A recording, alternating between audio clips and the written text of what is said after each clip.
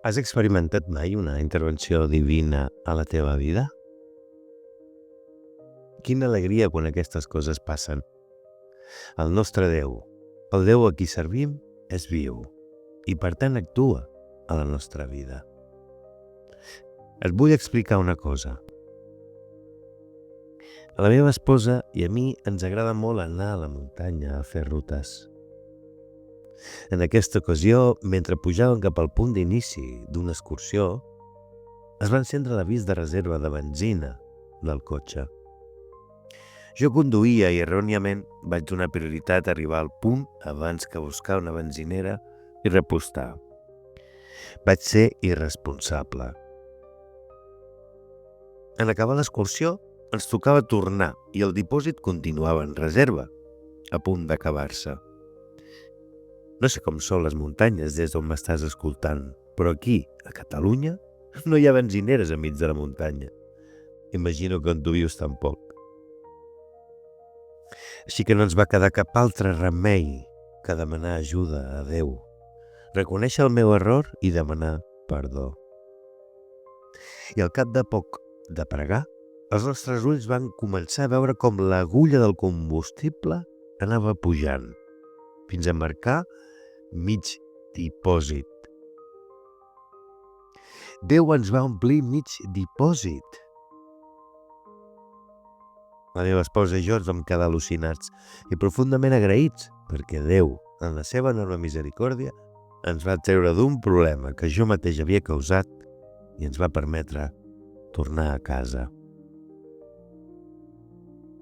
Això és el que ell fa a les nostres vides. Posa la seva part. Intervé miraculosament. Ens cuida i ens beneix, però espera que nosaltres fem l'altra meitat. De vegades ens porta a situacions límit i ho fa amb un amor immens, on l'últim recurs és buscar-lo. Permet el teu carreró sense sortida i si clames, el transforma en un immens i obert prat de llibertat. Si estàs buscant Déu i estàs escoltant això, la teva altra meitat consisteix a reconèixer que ets pecador, que per la manca de comunió i de relació amb Déu estaves condemnat a una eternitat separat o separada d'ell. Creure que Jesús va morir per tu i acceptar-lo, aquesta és la teva meitat del dipòsit.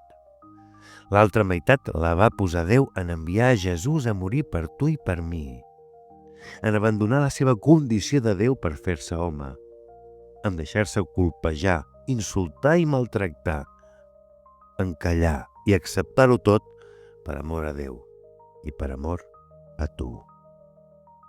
La seva meitat t'allibera de tota càrrega i de tot pes innecessari.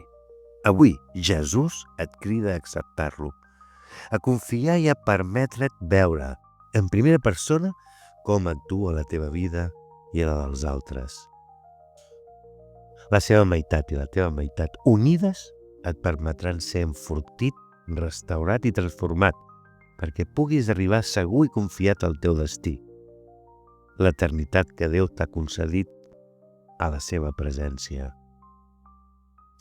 Així doncs, ompliràs tu l'altra part del dipòsit? Que tinguis un dia molt beneït.